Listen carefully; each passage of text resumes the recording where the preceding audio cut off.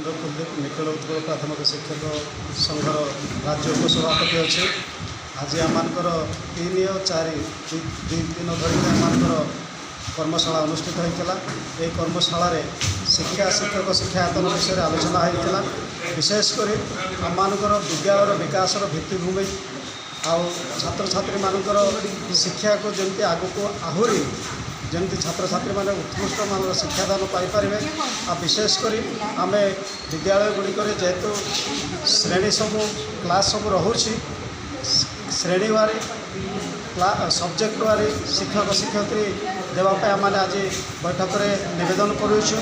तत्सहित आपण मैंने जो प्रश्न पचारे जो दुई गोटे संगठन केमती होची बोली, किंतु मुख्य कथा यही संगठन जो मैंने बाहरी जाइछंती बा यही संगठन जो मान बहिष्कृत करिछि से माने आज आम शुणा पाचु से गोटे नूतन संगठन तैयार करछंती, किंतु ताहा केबे भी वैध हेब ना।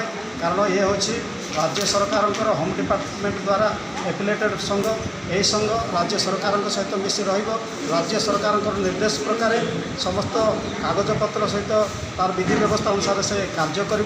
तेणु आगामी दिन में देखिए आपण यही संघ ही राज्य सरकार निकट में निजर दाबी उपस्थापन करें।